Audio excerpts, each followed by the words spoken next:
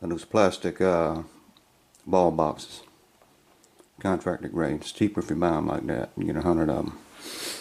That right there is a Southwire Romex 12 tube wire. That's a spool of 1,000 foot. That is 10 tube wire Romex Southwire 250 foot.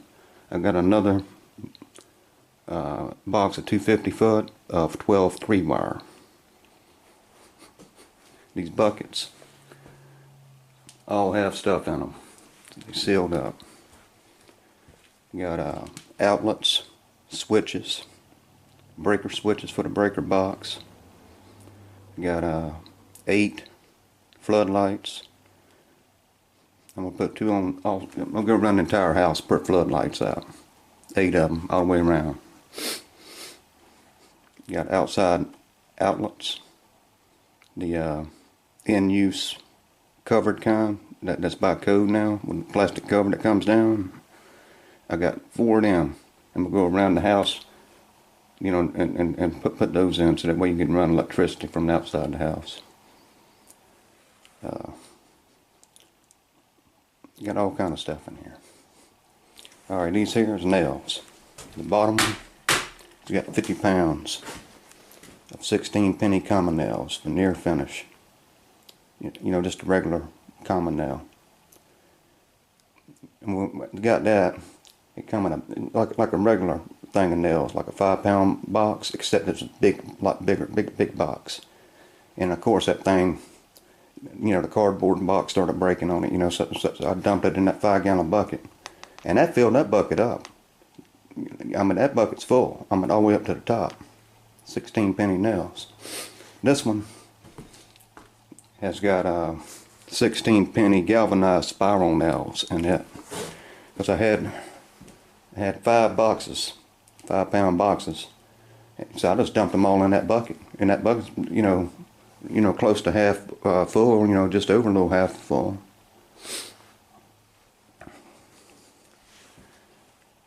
There, I got my sawhorses and stuff there, my generator, levels, post hole diggers, just stuff you'll need. Those are the little driveway reflectors.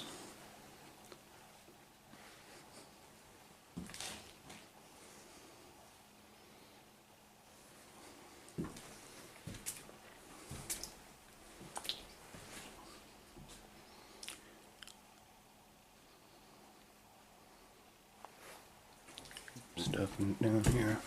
That's 2 more windows. So the windows I'm gonna get are the exact same kind. Exact same brand, same kind. Except they bigger, a lot bigger. Alright, these are the nailing plates. Got 2 boxes of them. I think they're about 250 each. For when you start wiring the studs. If you run the wire through the studs, wherever that wire comes through, it's good to put the nailing plate there on the stud. That's another thing of wire, 250 foot of Romex 12 3-wire. All this is coming out. All these cabinets, these counters, all this is going to be gutted down. All this is getting ripped out throughout the whole house. It's going to be taken down to bare studs like this room here. See them bare studs? How it doesn't have any drywall or insulation? The rest of the house is going to be that way. Because I'm going to go through and gut it, wire it, replace stuff that needs replaced, reinforce things that need reinforced. But that's the plan. And the reason I picked this room, even though it does have a leakage, is because this room was already gutted. And it'd be easier, to have stuff here. When I started getting the rooms out, if you get the room piled with stuff, you get to move everything out of the way. And then you get to gut it, clean it up, clean as you go. But this way, the stuff's already here.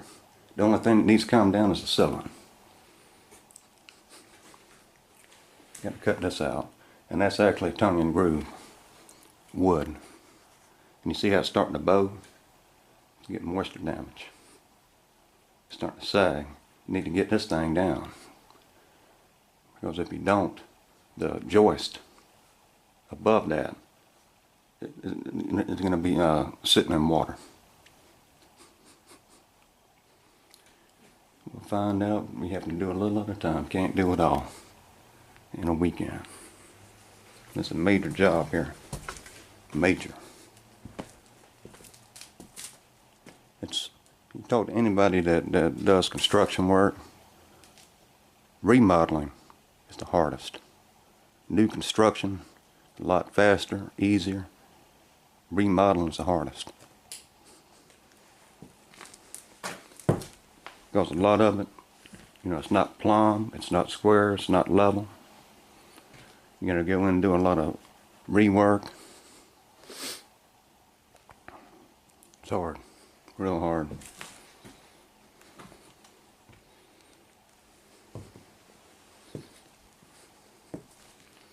So from what I can tell, and you really won't know, you know, until you actually start ripping this stuff up. Because this is like a laminate flooring stuff here. I mean, once you rip all the stuff here up, I mean, then you get to look at the wood floor like this. Wood floor.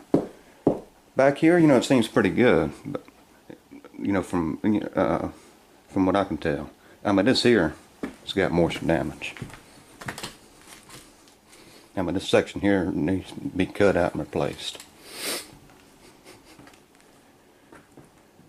Right in here is real bad, and that back room, that addition part's bad. I mean, here, I'm thinking that back here is probably mostly still good. You know, as far as the subfloor, but you won't know that for sure till you rip it up. You know, I'm like, all this moisture damage, you know, need to be cut out, ripped up, replaced.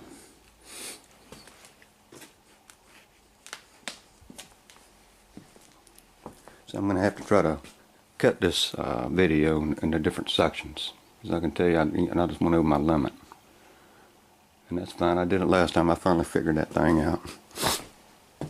It might not be done professionally, but you know, I figured out, you know, I gotta cut it into sections.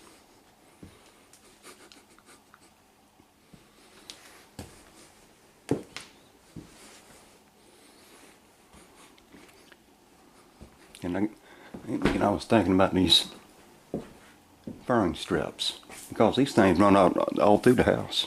They run all through the house, down there, and here. These tongue and groove, you know, and if they're still good, you know, when I take them down, you know, if they're still good, reusable, I mean, it's like reclaimed lumber. I mean, you can probably stack them up in a pile and use them, you know, to build something with, you know, like a chicken coop or something.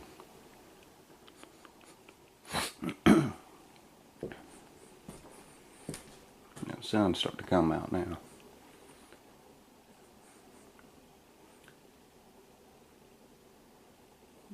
So I'm sure a lot of these are probably still good.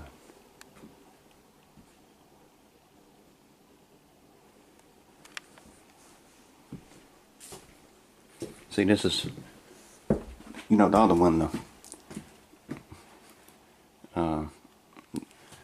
But for me to put that one in, you know, I'm gonna have to gut this back ball. I'm gonna have to rip this back ball out, down to the studs and everything.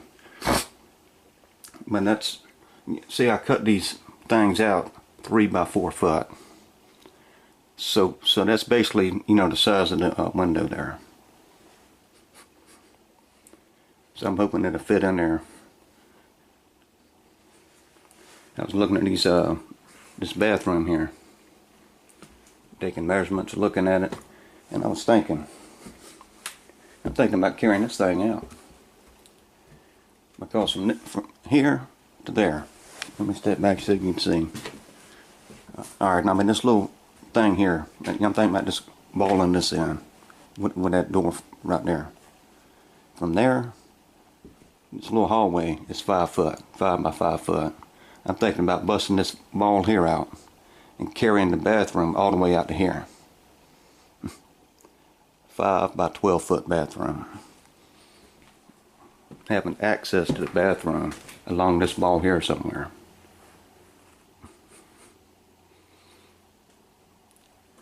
So that way you can access it from the living area, the kitchen, the kitchen area. Go right in here, you get a door that gives into the bathroom.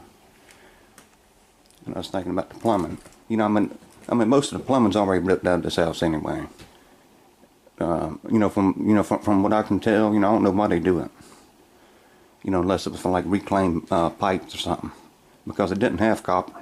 It's got PVC, and I seen the supply pipes, parts of them. They just went through and started cutting them out. And the drainage pipe has the main drain is a metal one, steel. It's big.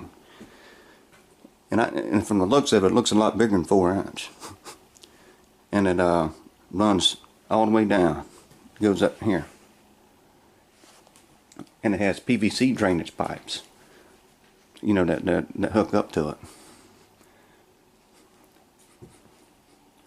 And I was thinking about